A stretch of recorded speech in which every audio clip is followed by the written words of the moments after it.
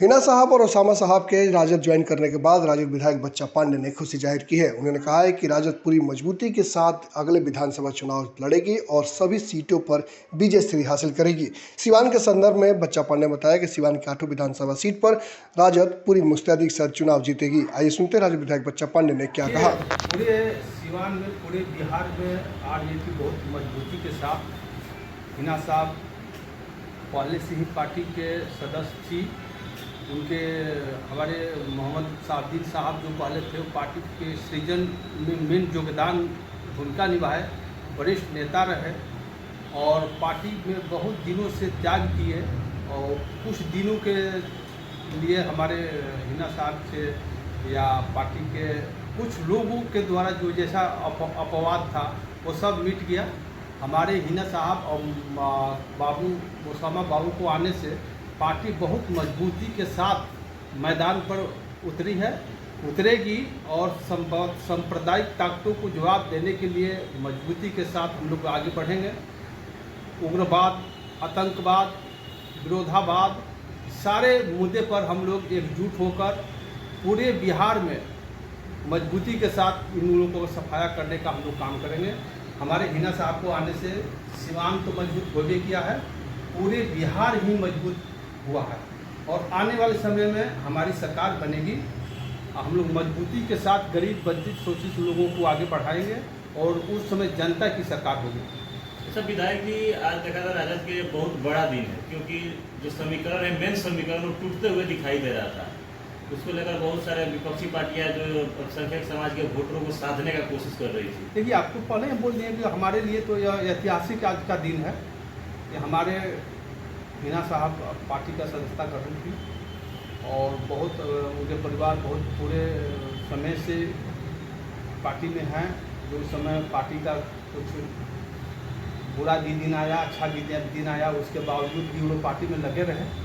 बहुत बड़ा योगदान है पार्टी में उन लोगों का। एक बहुत बड़ी खुशी की बात है कि हमारे हिना साहब का नेतृत्व में हम लोग को काम करने का मौका मिला है और उनके नेतृत्व में हम लोग काम करेंगे और जहाँ तक है गरीब, वंचित, शोषितों को जोड़ने का काम करेंगे।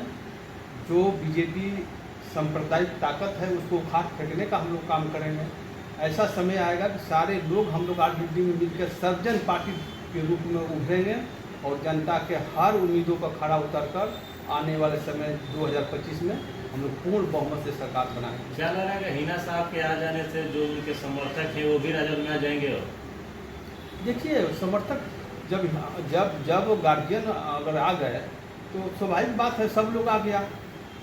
जो भी था विरोधाभास सब खत्म हो गया। वो तो माने हमारे हिना साहब कहाँ गई थी? इस पार्टी में तो नहीं गई थी। आप कहिएगा किसी पार्टी में गई हो तो बताइए। पार्टी में नहीं गई थी। वो पार्टी के लिए निछावर थी, निछावर अभी भी है। क्योंकि पूरे हमारे मोहम्मद साहबदीन साहब भी बहुत त्याग किए पार्टी के लिए।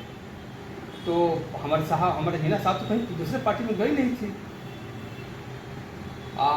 लोग अपना विरोधाभास लोग करे, बीजेपी वाले तो चाहिए रहे थे कि इधर उधर हो जाए, इक्वल हो जाए, लेकिन हिना साहब ने जो दर्द जो त्याग किया है वो सराहनीय त्याग है उनका। और पार्टी में आई है तो पार्टी तो बहुत दिन दुगुना रात चौगुना बढ़ेगी। हम सब लोग उनके साथ हैं।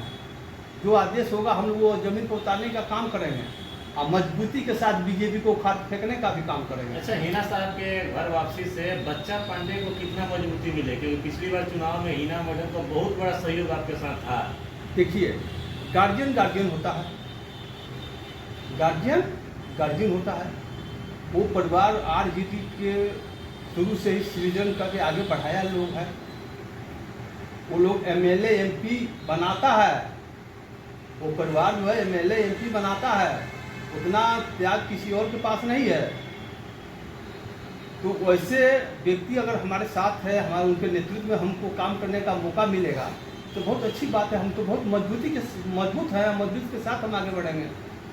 विधानसभा चुनाव नजदीक है, 1 साल का समय है, बहुत सारे दावेदार बड़िया से दावेदारी कर रहे हैं। इसको लेकर आने वाला आएगा, जाने वाला जाएगा, तो मेला है, इसमें कोई झमेला भी होगा। ऐसा कुछ नहीं है। जिसको मौलिक अधिकार है, जो आवे अपने लड़े, सुरक्षा के साथ लड़े, क्या दिक्कत है?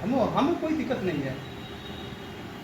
हम तो फिर कह से हम तो बच्चा कह पांडे हम तो लड़ेंगे कह रहे हैं बड़हरिया। कि हम तो कह रहे हैं कि अधिक से अधिक उम्मीदवार आवे बड़हरिया लड़े। बच्चा पांडे फिर से लड़ेंगे बड़हरिया, हमारे पार्टी जो कहे कि हम करेंगे। क्योंकि देखा जाए तो हर एक पार्टियों का जातीय समीकरण भी एक फार्मूला होता है। कितने देखिए वो सब हमारी पार्टी जातीय समीकरण नहीं देखती है। हमारी पार्टी सर्जन पार्टी है, सर्जन दल है। सभी गरीब जनता को लेकर आगे बढ़ने की काम करेगी।